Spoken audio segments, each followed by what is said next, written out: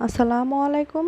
মম cooking studio চ্যানেলের পক্ষ থেকে আপনাদের সবাইকে স্বাগত জানাচ্ছি চিরা দিয়ে সবজি পোলাও রেসিপিটা দেখার জন্য। খুবই অল্প সময়ে তৈরি করা যায় এমন একটা রেসিপি, সকাল বিকালে নাস্তায় আপনারা অবশ্যই তৈরি করে খেয়ে দেখতে পারেন। খেতে অসাধারণ হয়ে থাকে। আশা করছি রেসিপিটা ভালো লাগবে। চলুন মূল রেসিপিটা দেখে নেওয়া যাক। চিরার পোলাও তৈরি করার জন্য আমি এখানে 2 কাপ পরিমাণ চিরা ভিজিয়ে রেখেছি পানিতে। চিরা ফুলে দ্বিগুণ হয়ে গেছে দেখতে পাচ্ছেন। এখন এই চিরা থেকে আমি পানিগুলো আলাদা করে নেব। চিরা থেকে আমি পানিটা ঝরিয়ে নিয়েছি। আরও কিছু সবজি কেটে নিয়েছি। এখানে আছে একটি বড় সাইজের টমেটো, আর আছে আলু। একটা বড় সাইজের আলু আমি ছোট করে কেটে নিয়েছি। নিয়েছি একটা গাজর ছোট করে কেটে। আর আছে এখানে ফুলকপি। চাইলে আপনারা এখানে অনেক ধরনের সবজি অ্যাড করতে পারেন। নিয়েছি কিছুটা পেঁয়াজের পাতা।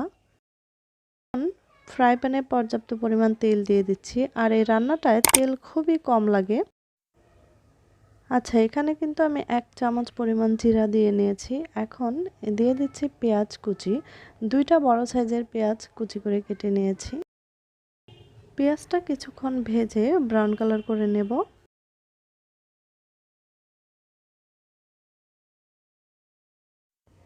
কিছুক্ষণ ভেজে নেওয়ার পর এখানে দিয়ে দিচ্ছি আদা রসুন বাটা 1 চামচ।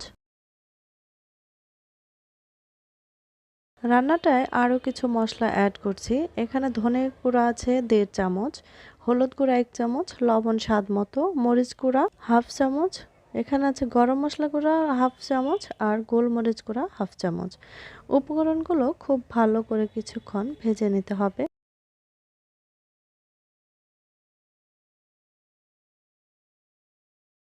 এখন দিয়ে দিচ্ছি টমেটো।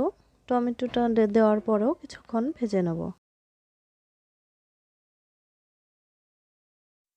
এখন একে একে সবজিগুলো দিয়ে দেব। প্রথমে দিয়ে দিচ্ছি গাজর, তারপর আলু, আছে ফুলকপি।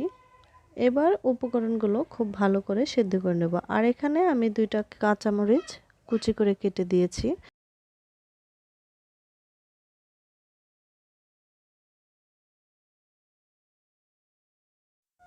সেদ্ধ হওয়ার জন্য দিয়ে দিচ্ছি পর্যাপ্ত পরিমাণ পানি।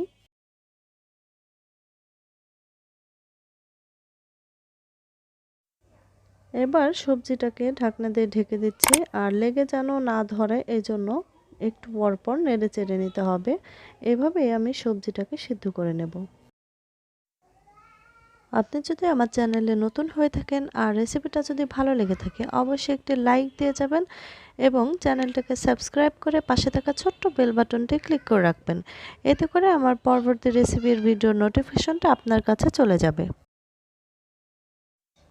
তো সবজিটা সিদ্ধ হয়ে গেছে।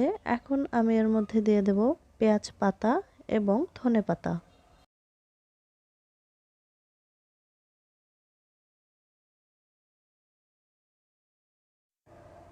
আরও 2-1 মিনিট ভেজে নিয়ে তারপর এর মধ্যে দিয়ে দেব জিরা।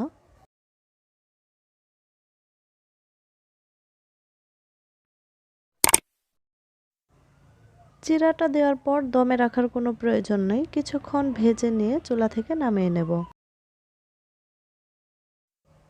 আশা করছি আমার রেসিপিটা আপনাদের ভালো লেগেছে। যদি ভালো লেগে থাকে অবশ্যই একটি লাইক দিয়ে যাবেন। সবাই খুব ভালো থাকবেন। আমার জন্য এবং আমার পরিবারের জন্য কিন্তু অবশ্যই দোয়া করবেন। আল্লাহ হাফেজ।